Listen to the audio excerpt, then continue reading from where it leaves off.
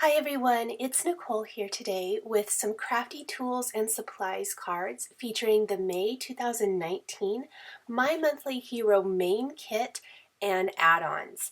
This is an incredible kit that features all kinds of crafting tools and supplies that just make my heart so happy. I think this is going to be a super popular kit for May, and I can't wait to share with you my projects. My first card features the main kit and the Crafty Tools bold prints background to create this card with all these colored pencils. This was inspired by some quilting and sewing projects I've done in the past that feature lots of colored pencils in rainbow order. To create my card, I am stamping lots and lots of colored pencils from the main kit on Bristol smooth cardstock and coloring them in with Zig Clean Color Real Brush markers. I often list the marker colors on the screen. However, I am using so many colors that I did not want to clog up the screen with listing all of those today. So I think there's something like 40 colored pencils on the finished card, which means I used a lot of colors. It almost would have been easier to say the colors I didn't use rather than the colors I did.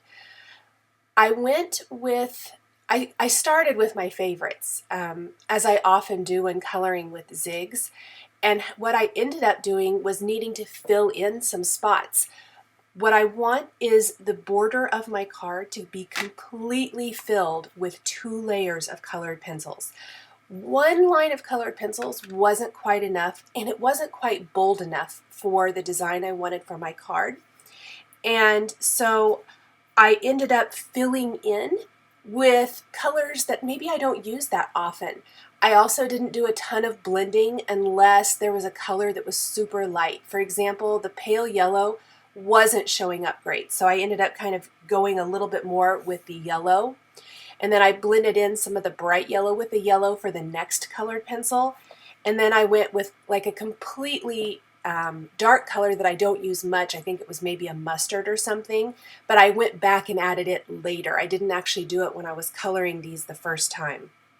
It's a little hard to know how many you need, I think, until you actually get them stamped, colored, and die cut. It is a lot of die cutting, but I think you would be really surprised at how quickly it actually goes. I knocked this card out in record time. I was super excited. It all came together really easily, and I thought it was really fun to do. You don't have to necessarily use colored pencils either. In that main kit, there are other designs. There's like a marker that kind of looks like maybe a Copic or something. There's paint brushes. You could do different kinds of borders if you wanted to. So different options there. The spools of thread, I think those would be fun to create a kind of border. It would be a little bit smaller and different, but I think that would be a really fun one to do spools of thread in rainbow color. Now, I went ahead and did a lot of the rest of I did the die cutting off camera to simply save time. I am taking the Crafty Tools bold print now and putting it in my MISTI. I've removed the insert from the MISTI, and I'm going to stamp this on my card base. I wanted to add something interesting to the background, but I wanted it to be muted, soft, and just kind of in the background of this card. So this is a fantastic design for that. We're going to ink up this background stamp, the bold prints, with Hero Arts Soft Granite ink. And I want to make sure that I get really good coverage here. And then I'm going to stamp that right on the card base itself. So no extra layer needed. Whenever possible, I try not to add a ton of extra layers just because it makes sending and mailing cards so much easier. Now this will lighten. It is a dye ink, so it's going to lighten as it dries. I want to take 2 sentiments from the main kit. The first one is Do What You Love, which is kind of in a scripty font, and we're going to stamp that with Hero Arts black ink. Then I will clean this stamp, remove it, and we are going to stamp Make Stuff Be Happy underneath that.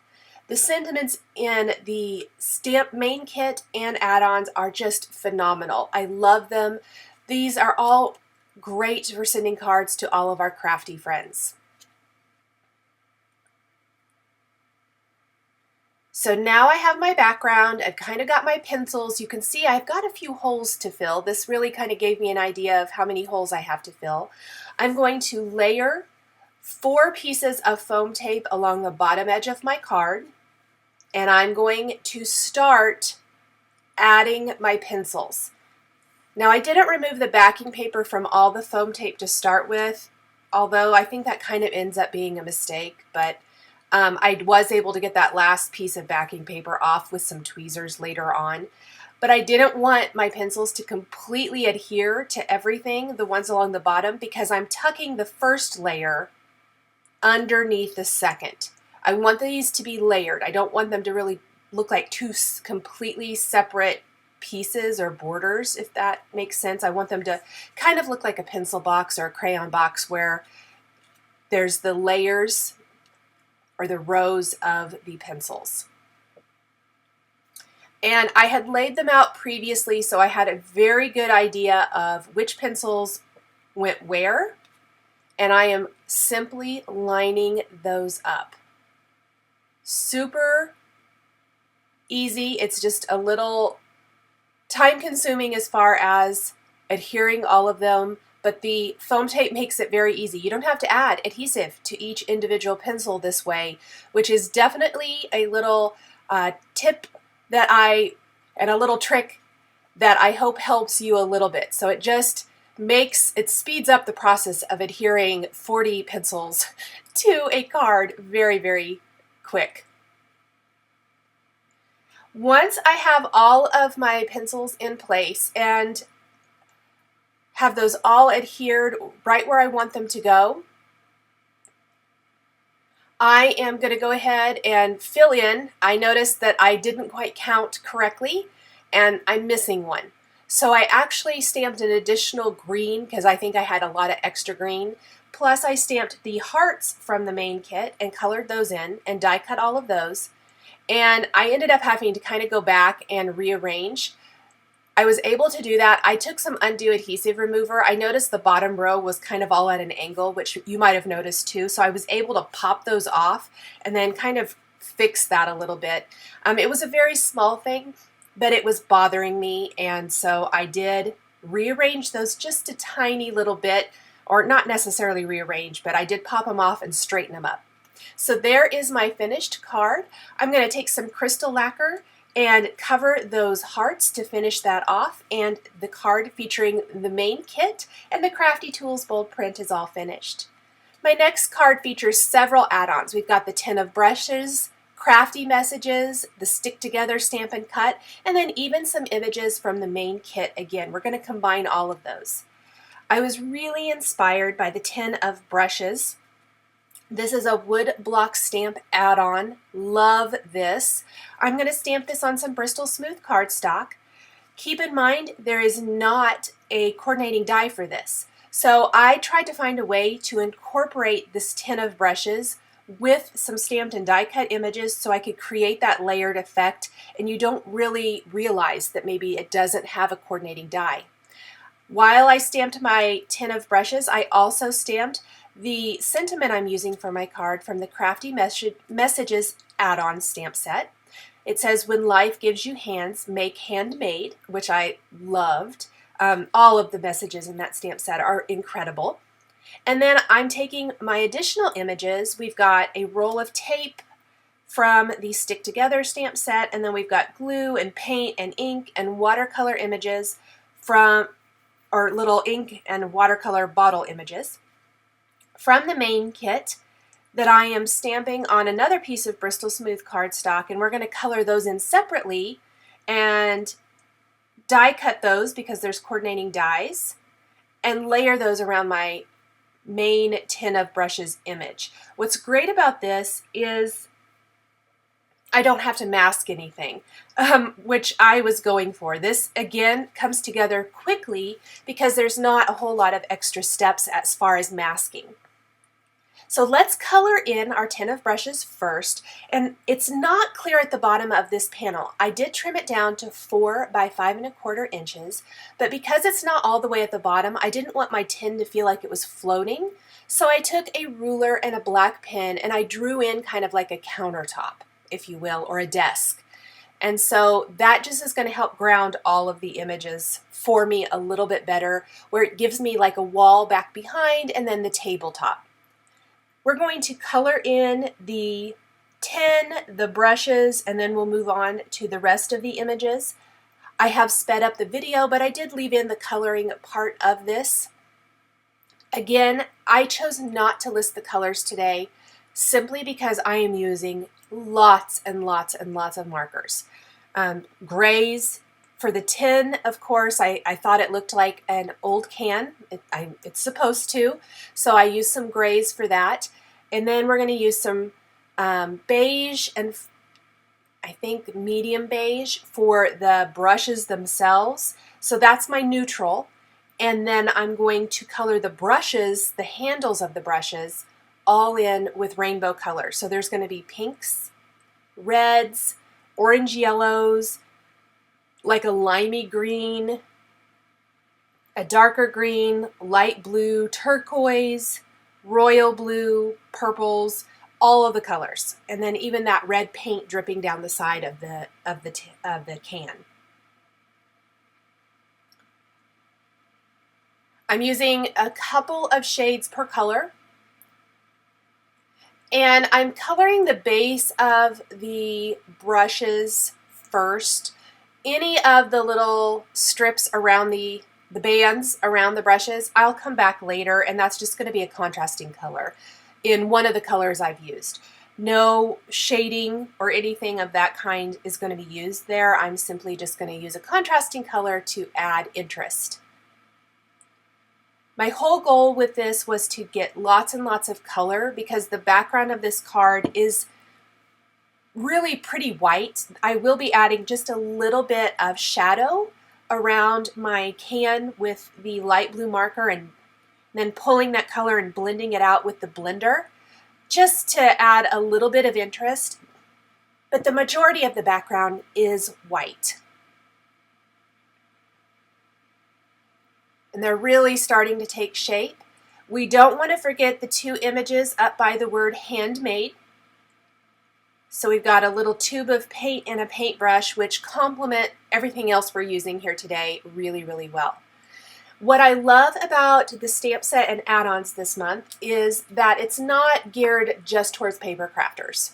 A lot of the things I shared here today are paper crafting related, but there are add-ons that work for sewing, knitting, and just really makes it work for all of us crafters, which I think is very fun. The main kit even has lots of like envelopes and card images for us card makers. I'm adding those little contrasting bands then just to fill in the rest of the paintbrush images, and I did paint or color the paintbrush up at the top with the sentiment.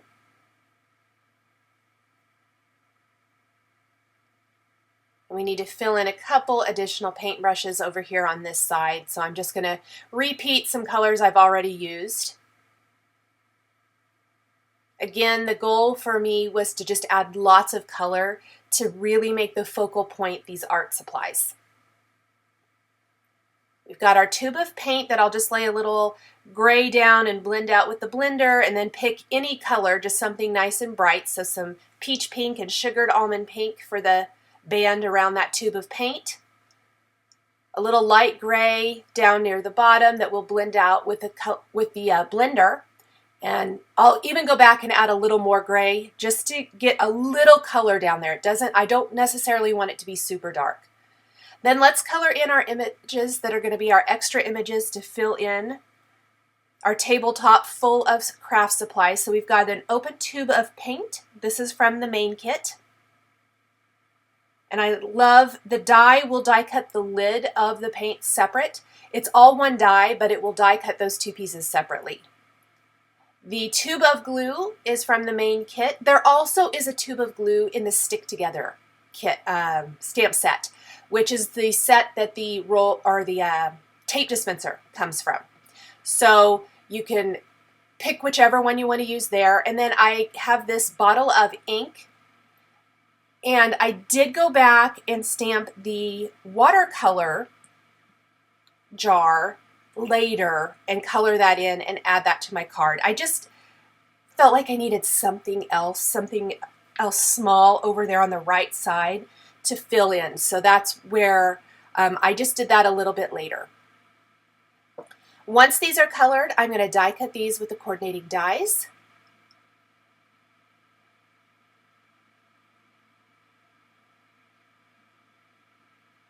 And then we can add a little color to the background before we glue our images in place. So right next to that line I drew, I laid down some light blue Zig Clean Color Real Brush Marker, and I'm blending it out with my blender.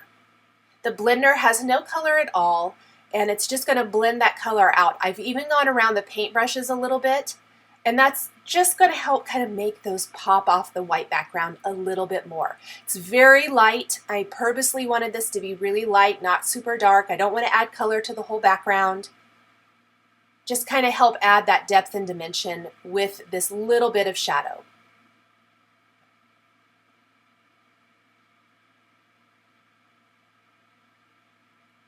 And just be careful not to pick up any of the color from the paintbrushes, and if you do, clean off the tip of the blender marker immediately.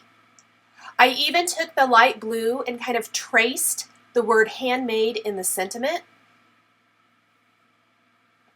This will help the word stand out a little bit more as well.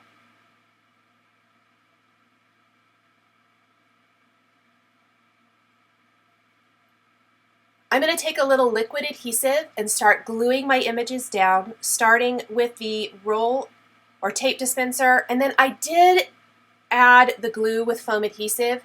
I will tell you that I did remove that from the card very carefully, and I ended up not using the foam adhesive. I thought I'd use foam adhesive on one of the images over on the right side so it would balance out, and I ended up not doing that, and so it looked kind of funny, I felt like, so I did remove that and glue it flat to the background. I'm going to adhere this whole panel with foam adhesive to my card base, and that finishes up my cards today. Thank you guys so much for joining me today for these 2 cards featuring the Hero Arts May 2019 My Monthly Hero Card Kit and add-ons. The supplies I used to create my cards are listed and linked below the video here on YouTube. Here are a couple more videos featuring Hero Arts that you might be interested in. Thank you so much for joining me today, and we'll catch you next time.